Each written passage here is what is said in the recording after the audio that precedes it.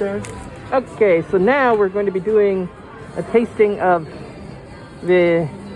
This is a local Vinsanto made with local grapes called Malvasia and Trebbiano. This is a wine actually that gets aged inside oak barrels for at least 5 years, because otherwise we cannot call it Vinsanto. But that would be just a liqueur wine where they add sugars. In this one instead, what they do is a late harvesting of the grapes that I told you before, so Malvasia and Trebbiano. They are white grapes that grows in the Chianti area. That's why we call it a local wine. What they do is late harvesting, so they concentrate in sugars, so they do not add sugars later on.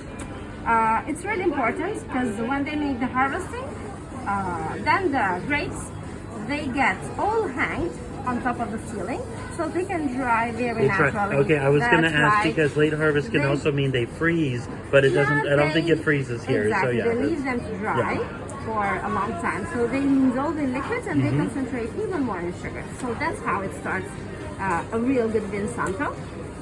What we like of this wine is that it's not too sweet, meaning that it doesn't have any sugars added inside. It pairs perfectly with the sweet cantuccini.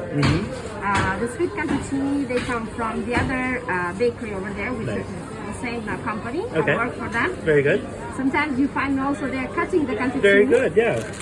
What we do is dipping the cantuccini inside of the wine.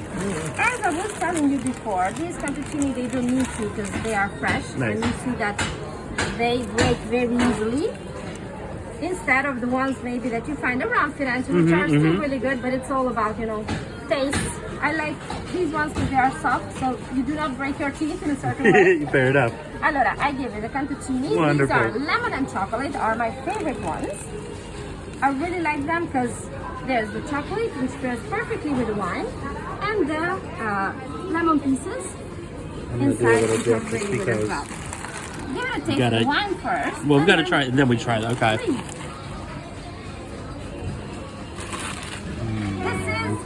is 2012 Vinsanto. Very good. It's been aging not only for 5 years, but even for 8 years inside of the oak barrels. And the large ones, the barrique, yeah. Okay. Exactly, barrique.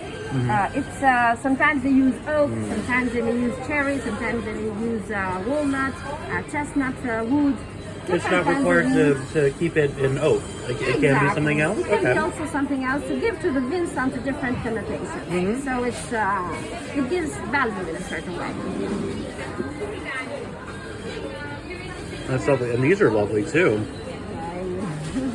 And so, what do we call these? What is the name? Cantuccini. Cantuccini, excellent. Yeah. Cantuccini, because when we cut them, they have angles, 2 angles, like we have to cut them in diagonal. Usually cantuccini, there's a big loaf like this long. What we do with the knife is always in diagonal, not right. Not the knife in this position, but in this position. It's really important because you have to create the angles. And to show you, it's about these angles. That's why they are called cantuccini. Most of the people, they call them biscotti, which are different because the biscotti, they are cooked twice, so they are harder. Are the ones that you mostly find around Florence in the restaurants. These are cantuccini. Okay, that's excellent.